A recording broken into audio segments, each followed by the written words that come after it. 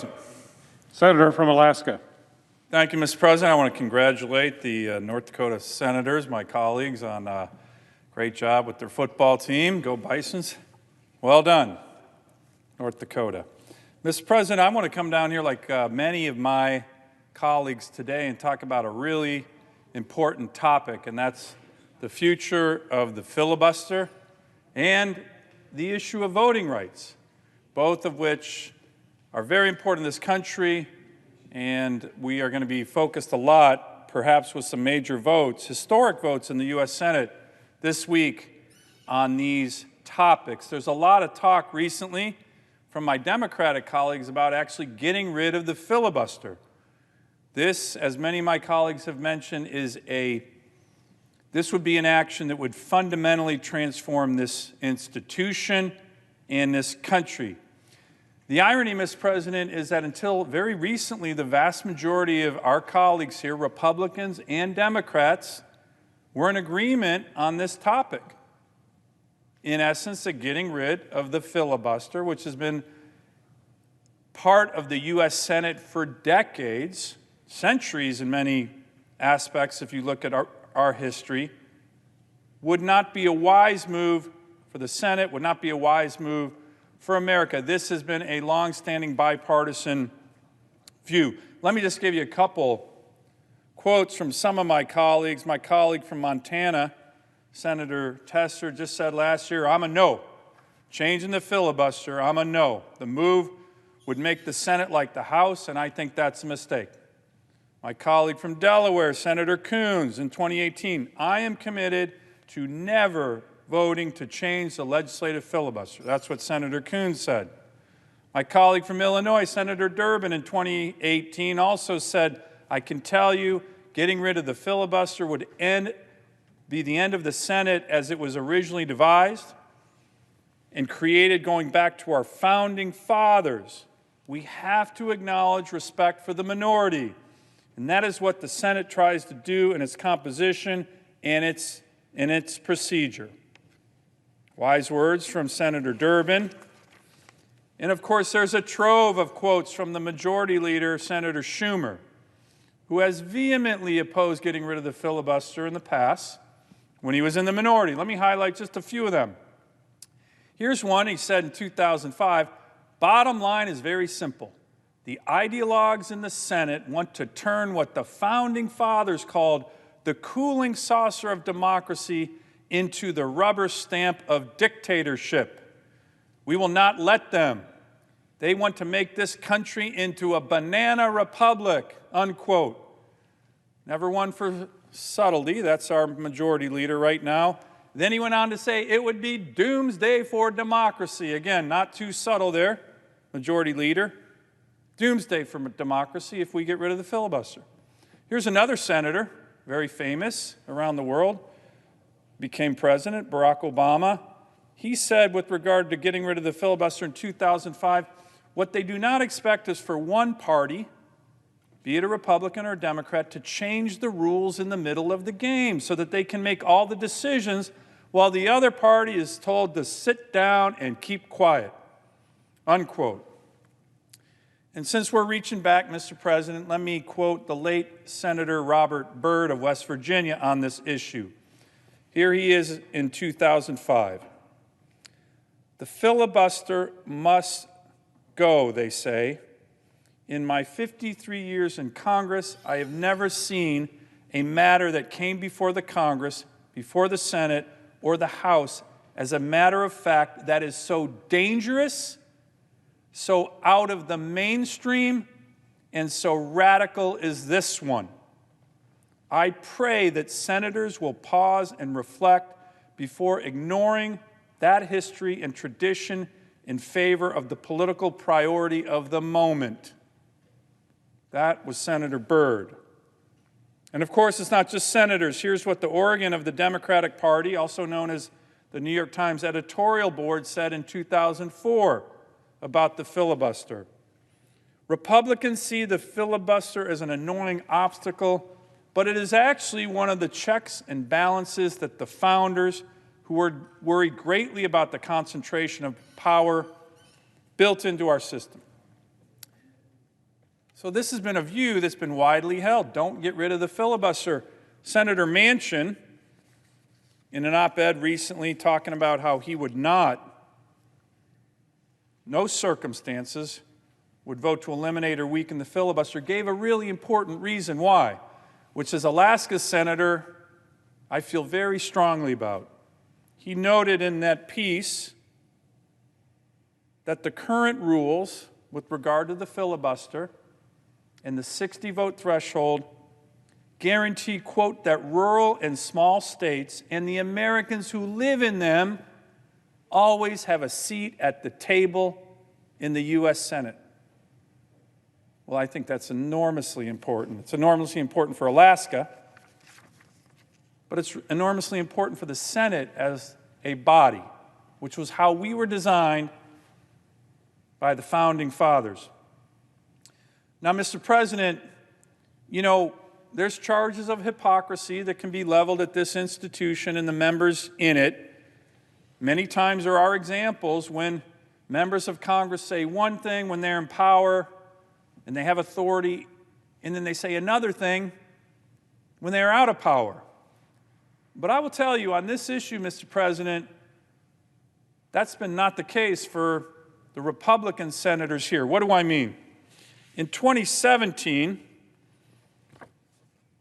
61 U.S. senators in this letter wrote the majority leader, then Senator McConnell, and the minority leader, Senator Schumer, 61 senators, 33 Republicans and 30 Democrats, saying, in essence, don't get rid of the filibuster.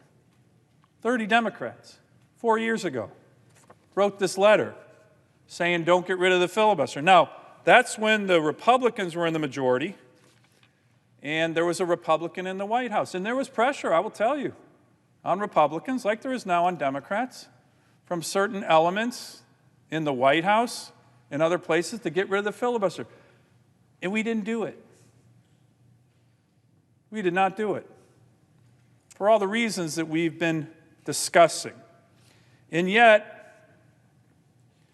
I guess we're going to see a vote, first time in history, I believe, of the U.S. Senate, where the majority leader of the U.S. Senate is going to actually move forward to start getting rid of the filibuster. I'm pretty sure that's never happened, the legislative filibuster, in the history of the United States of America. It's a big deal.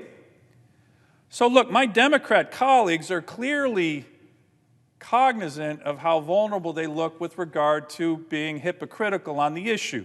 As I mentioned, 31 of them, just 4 years ago, signed a letter saying, don't get rid of it, when Republicans had power in the Senate and in the White House, and we didn't. But now they're like, we're going to flip-flop and say we should get rid of it. You may have seen, Mr. President, there are already these filibuster flip-flop cards. I won't name the senators, but it shows them wearing flip-flops. The president's there. But it's already out there, right? This is a big, big flip-flop, not on some small issue, on one of the most fundamental issues in the U.S. Senate. And my colleagues know this. So what's their response? What's their response? How are they looking at their previous statements, like the Senate Majority Leader, who's made a lot of statements, I've just read a few, and saying, you know, that doesn't matter, I didn't really mean it. What's the argument? Well, here's the argument. Here's their argument. The Senate filibuster must be nuked because American democracy must be saved from Republican state legislators and Republican members of Congress and their so-called Jim Crow 2.0 schemes. This is their new language. Everybody from the President and Majority Leader Schumer are using this talking point. Just yesterday and today, the Majority Leader was going on about Republican Jim Crow 2.0 schemes and the need for Democrats to protect and defend American democracy. And Joe Biden, that unifier, that great unifier, uses the Jim Crow 2.0 charge against Republicans on a very regular basis. As a matter of fact, he just did it a few hours ago, again, down in Georgia today. Mr. President, it's all historically inaccurate, and it's insulting to millions of Americans. And of course, it's stated with a smug moral superiority, their arguments, that voting rights laws, just listen to them, that voting rights laws in Democrat states are good and noble and are protecting American democracy, while voting rights laws in Republican states are bad and even racist. Jim Crow 2.0, that's their arguments. Listen to the president, listen to the majority leader. They're making those arguments as recently as today. That's their argument why all these years of saying don't get rid of the filibuster, now we have to get rid of the filibuster. So here's the key question, Mr. President. Are these arguments accurate? Are their claims actually true? Now, Mr. President, I do not assume to know the details of other states' voting laws. And here's the truth. You got a lot of U.S. senators in the last couple weeks, couple months, heck, even today, coming down on the Senate floor claiming they know all about these other laws in other states on voting rights. They don't. Trust me. For those watching, they don't. I don't claim to know the details of voting rights laws in other states. But here's what I do know, Mr. President. I know a lot about Alaska's laws. A lot about Alaska's voting laws. In fact, when I was Attorney General, I was in the trenches defending the right to vote for all Alaskans. I'm proud of that part of my record. I know a lot about Alaska voting rights laws, a Republican state, and here are some very important and rather inconvenient truths and facts about my state's laws in three critical areas of voting rights: early in-person voting, automatic voter registration, and no-excuse absentee voting. My Republican state, the great state of Alaska, has voting laws that are significantly more expansive than the laws of New York, than the laws of Delaware, than the laws of Connecticut, than the laws of Massachusetts, and the laws of New Hampshire, just to name a few. That's a fact. President Biden in his speech today talked about facts. Well, Mr. President, these are facts. And I'm going to talk a little bit more about these facts. But here's my point. Those states I just named, New York, Delaware, Connecticut, Massachusetts, are those states Jim Crow 2.0 relative to Alaska? Well, by Joe Biden's reasoning, they are. So I want to go into a little bit more in detail on some of these issues I'm talking about. These are important areas with regard to voting rights. Let's start with early in-person voting. Alaska, 15 days.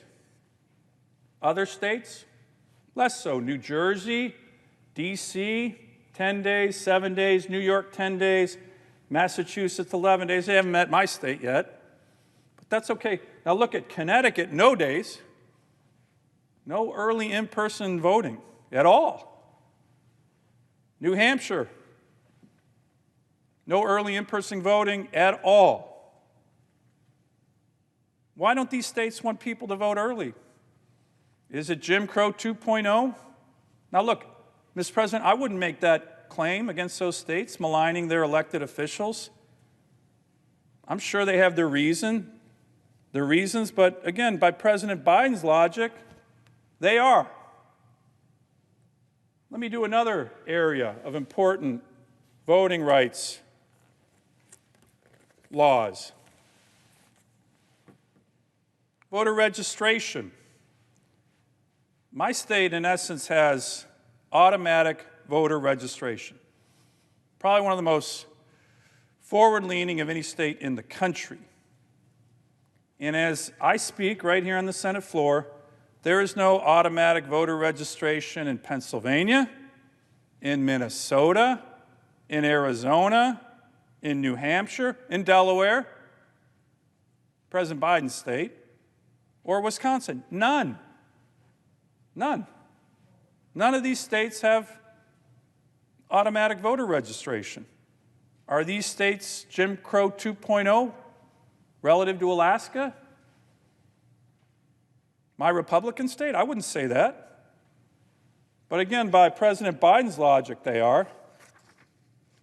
And let me give you one more, Mr. President, pretty important one as well.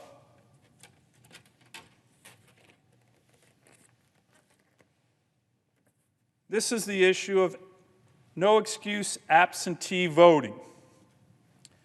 There are many other expansive provisions in Alaska's laws as it pertains to voting, but here's one that we think is important.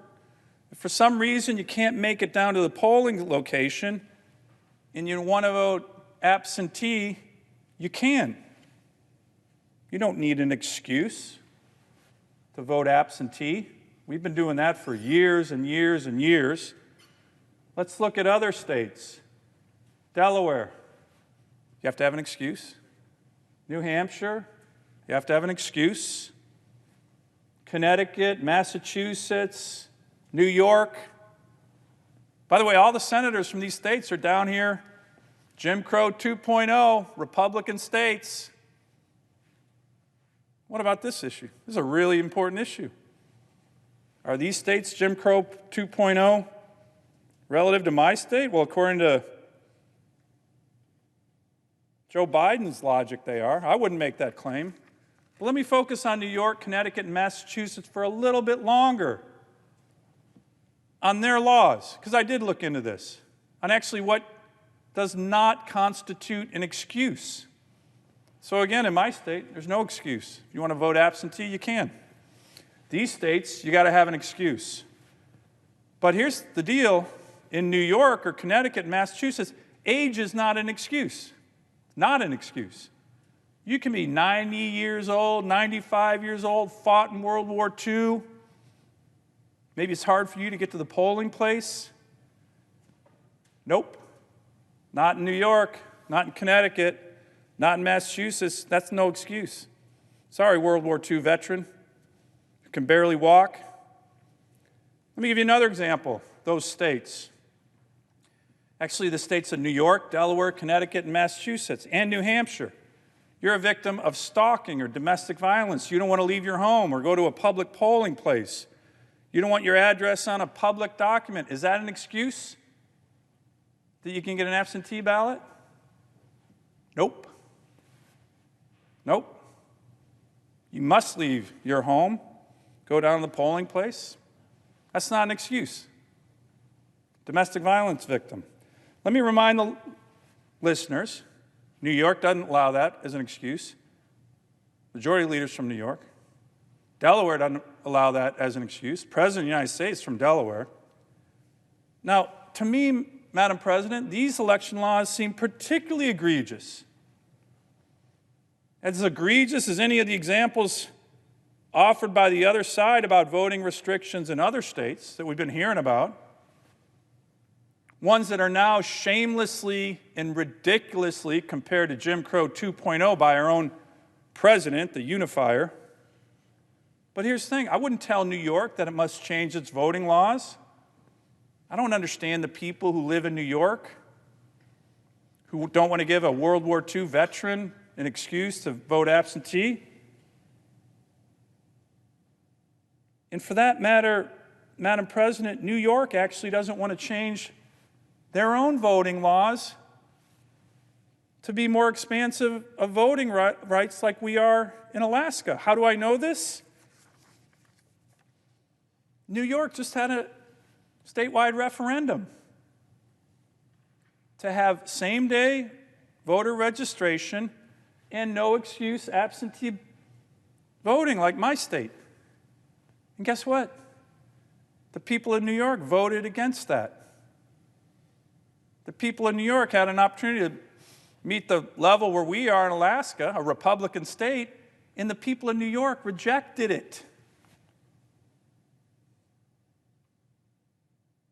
Now, I don't know what was going on in New York, why the good people there rejected these provisions, but it's going to be interesting. We'll see if Leader Schumer is consistent and accuses his own constituents of supporting Jim Crow 2.0 as he has millions of his fellow Americans. Is he going to do that? They just rejected what my state already has.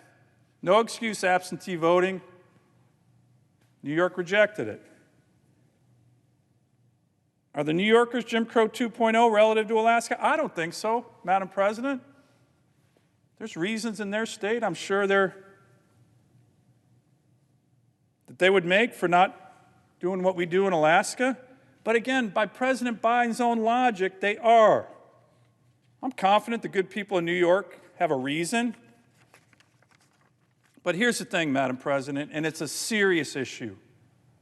The Jim Crow era, we know, was a horrible blight and stain on our country.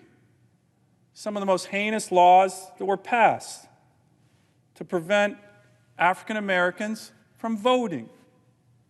It was a horrible era. But it is remarkable how casually the President of the United States and the Majority Leader now throw out their Jim Crow 2.0 insult at Republicans, at Republican states. And the President and the Majority Leader do this when their states don't even closely measure up to mine on critical voting rights issues and laws. Pretty remarkable, pretty hypocritical.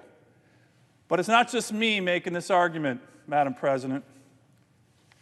Here's an article from The Atlantic, came out recently, entitled, "The Blue States That Make It Hardest to Vote."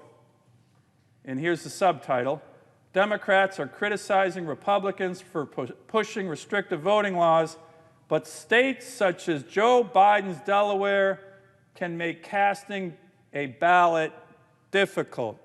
I'd like to submit this for the record. Without objection. So here's a little bit of what this article says. President Biden has assailed Georgia's new voting laws as an atrocity akin to Jim Crow in the 21st century. But even once the GOP passed measure in Georgia takes effect, Georgia's citizens will still have far more opportunities to vote before Election Day than their counterparts in the president's home state. That's The Atlantic, not known as a Republican magazine or anything. The Atlantic article goes on to say, Delaware isn't an anomaly among Democratic strongholds. And its example presents the president's party with an uncomfortable reminder. Although Democrats like to call out Republicans for trying to suppress voting, the states the Democrats control in the Northeast make casting a ballot more difficult than anywhere else, unquote. Than anywhere else, unquote. Madam President, here's the point I'm making.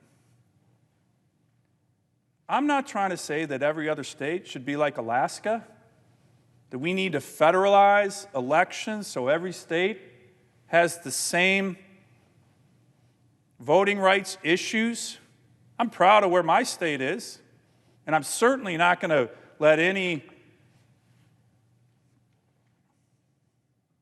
smug argument on the other side somehow accuse my Republican state of Jim Crow 2.0.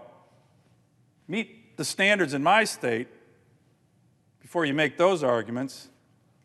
But the point is, we're not all going to be the same. I have a state that's 1/5 the size of the lower 48. We have very unique voting issues. And the Founding Fathers strongly believed that election laws, for that reason, should be crafted state by state. This is in the Constitution. Quote, the times, places, and manner of holding elections for senators and representatives shall be prescribed in each state by the legislation thereof. But the Congress may at any time, by law, make or alter such regulations. Yes, this Congress may make laws and regulations, but a wholesale federal takeover of every state elections law is not what the Constitution contemplated, and it's not what would be good for each citizen of each state in our country. My invitation to the President and other members who are fundamentally demanding that we fundamentally alter this body by getting rid of the filibuster, save your smug Jim Crow 2.0 insults, go back to your own states, undertake voting rights legislation that are expansive as my state. Take care of your own states first before you come here and tell us what you need to fundamentally reorder this body and this country by getting rid of the filibuster, an issue that almost everybody agreed on just a few years ago was not a good idea for the Senate or for America. I yield the floor.